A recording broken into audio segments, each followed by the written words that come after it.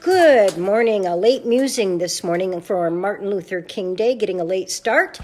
I did put Vicks on the bottom of my feet, but I'm still struggling with the cold, but we're working on it. You know, I thought long and hard about how I wanted to talk to you about Martin Luther King Day, because the essence of spirituality is brotherhood of man. The essence of spirituality is non-judgment. The essence of spirituality is freedom and allowance and live and let live kind of energy, not to the degree of where somebody is allowed to run amok immorally, but to the degree where we honor each other's belief system. We honor each other's expression of the soul in this incarnation, how we came into the world, what we're here to teach, how we're supposed to be, where we are allowing our emotional courage to step in, which Martin Luther King was a very emotionally courageous and intelligent, articulate man. So I thought long and hard about it, and I wanted to start by about this lovely bar mitzvah that we went to on Saturday and how much it meant to us to see this young man get bar mitzvah and have his talent be a fourth generation that made it through the Holocaust and synagogue, and to think about how people can be discriminated against for their religious belief system or the color of their skin, and to tap into the fear of sitting in a synagogue and thinking about what it must be like if a gunman comes in to shoot simply because you are having a spiritual experience of your own choice.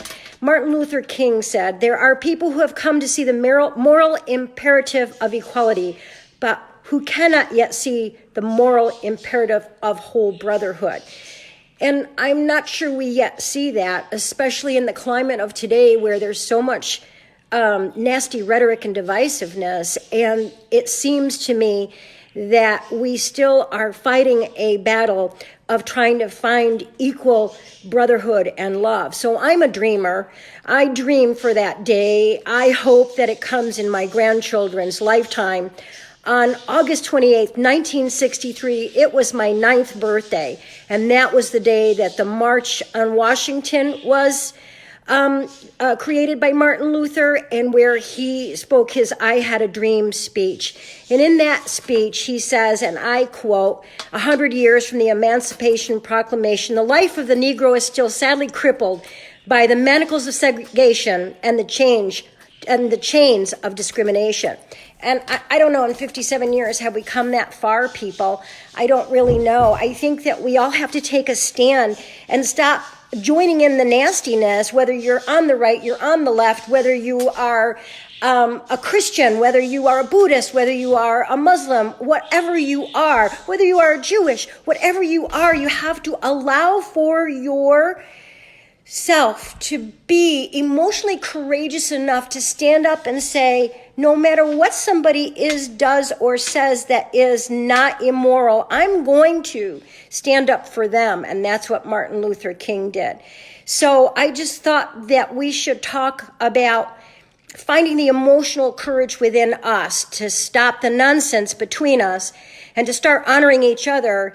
And whatever body our soul came into, whatever religion our soul chose, that it's not our place to judge anybody else, but to stay focused with our own belief system in a manner in which we honor and love. So I'm going to join John Lennon. You may say that I'm a dreamer, but I'm not the only one. I hope someday you'll join us and the world will live as one. Please, everyone, honor each other. Have a great day.